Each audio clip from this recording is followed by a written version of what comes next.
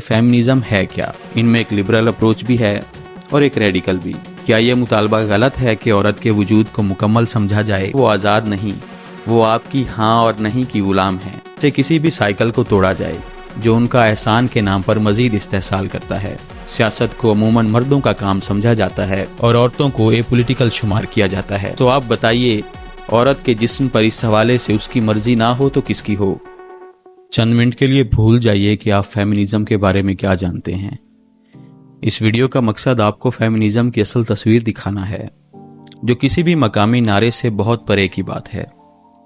कुछ हकाइक हैं जिन्हें हम में से हर फर्द तस्लीम तो करता है, मगर जब ये उसके कल्चर से टकराते हैं तो वो इनसिक्योर हो जाता है। फेमिनिज्म के तस्वुर को दुरुस्त तरीके से सुनने, पढ़ने, समझने और फिर जान लेने के बाद आप में से हर एक फर्द खुद को फेमिनिस्ट कहलाना पसंद करेगा। उसे यकीनन लगेगा कि बहैसियत इंसान ये तो कुछ बेसिक चीज़ें हैं जिन्हें समाज में ठीक होना होगा। तो आइए जानते हैं कि फेमिनिज्म है क्या। दोस्तों, फेमिनिज्म की शुरुआत होती है 1848 में। ये न्यूयॉर्क में एक कॉन्फ्रेंस थी जो कि सेनेका फॉल कन्वेंशन के नाम से हुई। ये दरअसल औरतों के सियासी हुकूक की मूवमेंट थी, जिसके जरिए बाद में 1920 में अमरीकी खातीन को वोट का हक भी मिला। ये फेमिनिज्म वेव्स की इब्तदा थी, यानी पहली यही शुमार की जाती है, और बकिया आज तक मुख्तलिफ रंगों में चली आ रही हैं। इनमें एक लिबरल अप्रोच भी है और एक रेडिकल भी। लिबरल कह लें ज़रा ठंडे मिजाज की, जिनमें मुतालबे बुनियादी हैं और ज़रूरी हैं। देखें, जबर और इस्तेहसाल से पिसा हम में से कोई भी फर्द दो तरह से रिएक्ट करता है। पहला ये कि वो ज़रा सिस्टमेटिक तरीके से आगे आएगा, आवाज़ उठाएगा। सियासी या दीगर हर फोरम पर ऐसा भी हो सकता है कि रिएक्शन ज़रा सख्त हो, मगर हम इन मुतालबात से ये कहकर नजरें नहीं फेर सकते कि उनके मांगने का तरीका गलत है। ये लोग और तरह से बात ही नहीं सुनते। मैं क्या करूं, मुझे मजमा लगाना पड़ता है। फेमिनिज्म एक मुकदमा है। फेमिनिज्म औरतों के हुकूक और उसकी बहैसियत इंसान एक मुकम्मल वजूद के इकरार का नाम है। क्या यह मुतालबा गलत है कि औरत के वजूद को मुकम्मल समझा जाए, उनको मारा पीटा ना जाए, उन्हें दो कबीलों में सुलह के लिए इस्तेमाल ना किया जाए, उन्हें गैरत के नाम पर कत्ल ना किया जाए, उनकी आज़ादी को अपने लिए बाइसे शर्म ना शुमार किया जाए, और ना ही घर की चार दीवारी में बनाम उसके तहफ़्फ़ुज़ के कैद करके रखा जाए। उनकी तालीम को एहसान न समझा जाए, उनका किरदार, रहमत और बैक वक्त आधी अक्ल के दरमियान कंफ्यूज ना किया जाए, बल्कि उन्हें सिर्फ इंसान समझा जाए।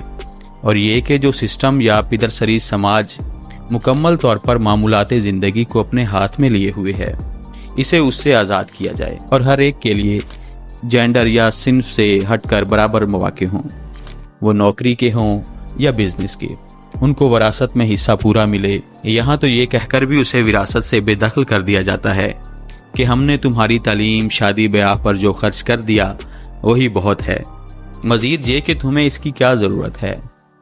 अगर आपकी बहन बेटी को आपसे या आपकी माँ को आपके बाप से इजाज़त लेकर बाहर जाना पड़ता है, इजाज़त लेकर पढ़ाई करनी पड़ती है, तो ये जान लें कि वो आज़ाद नहीं, वो आपकी हाँ और नहीं की गुलाम है।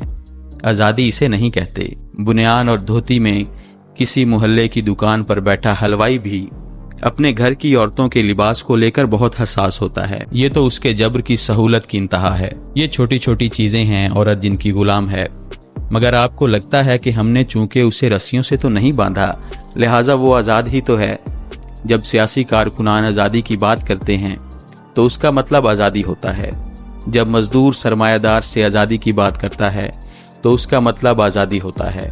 जब गुलामों ने गुलामी से आज़ादी मांगी तो उसका मतलब आज़ादी ही लिया गया, मगर जब औरत ने आज़ादी की बात की तो उसे फहुश करार दिया गया। फेमिनिज्म वेव में औरतें चाहती हैं कि उनकी कफालत का एहसान उनसे वापस उठा लिया जाए, क्योंकि ये उन्हें काम से रोकने का बहाना है, जिसका नतीजा मर्द की मुआशी इजारादारी की सूरत निकलता है। कल कलां औरत मुआश के लिए उसी मर्द पर मुनहसिर रहती है जो उस मर्द के अच्छे बुरे को बर्दाश्त करने पर औरत को मजबूर रखता है, जिसका नतीजा लेजिटिमेट वायलेंस की सूरत निकलता है।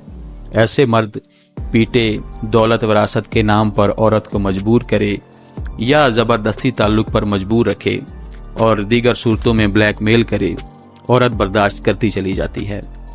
औरत समाजी प्रेशर और सिफर माली खुद मुख्तारी के जो उसकी लिविंग के लिए ज़रूरी है, ये सब बर्दाश्त करती है। फेमिनिज्म के नारों में औरत का एक मुतालबा ये भी है कि ऐसे किसी भी साइकिल को तोड़ा जाए जो उनका एहसान के नाम पर मजीद इस्तेहसाल करता है। क्या आप ऐसा नहीं चाहते हैं तो इसका इकरार करें, खुद को फेमिनिस्ट कहलाएं ताकि काज को मजीद तकवीयत मिले।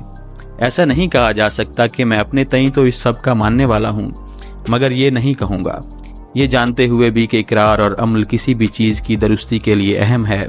समाज में बेहतरी के लिए मूवमेंट का हिस्सा बनना ज़्यादा अहम है, बजाय इसके कि आप क्या सोचते हैं। इससे हुजूम को कोई सरोकार नहीं और ना ही उसे कोई फ़र्क पड़ता है।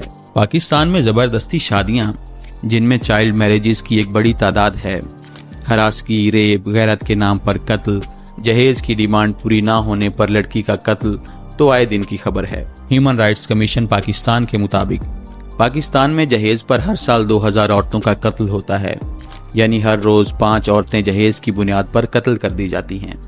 इसके अलावा ऑनर किलिंग यानी गैरत के नाम पर कत्ल भी आए रोज देखने को मिलते रहते हैं।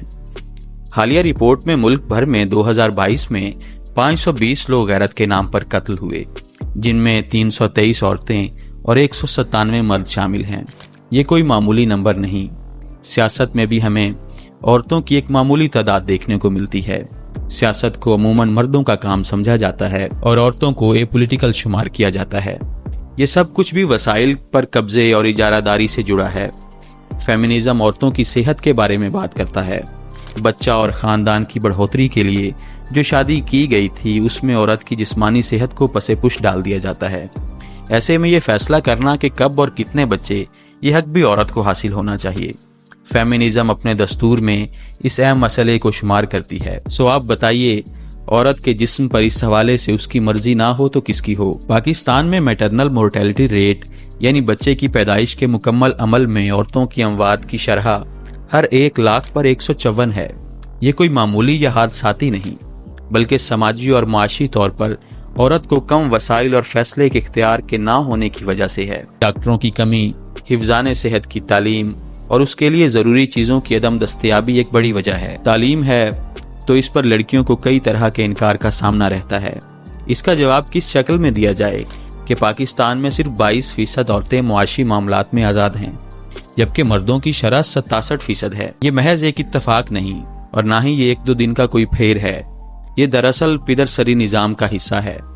इन सभी हकाइक की मिसालों में मुख्तारा माई का केस, जिसे कबायली तर्ज पर आपसी झगड़े को ख़त्म करने के लिए इस्तेमाल किया गया, मलाला यूसुफजई जिसे तालीम से रोका गया, नूर मुकद्दम का केस जो डोमेस्टिक वायलेंस के जुमरे में कत्ल कर दी गई, कंदील बलोच जो गैरत के नाम पर कत्ल हुई, शामिल हैं। इसके अलावा सिंध से दुआ मंगी, फरिश्ता केस, मोटरवे ज़्यादती केस और दीगर वाक़यात हमारे आसपास से लिए जा सकते हैं। ये कोई प्रोपेगेंडा नहीं, हकाइक हैं। इनसे नज़रें चुराएं या मुआशरे में इन्हें बतौर मुकम्मल इंसान शामिल करें, ये आप पर है। ये सब मुतालबात फेमिनिज्म के हैं।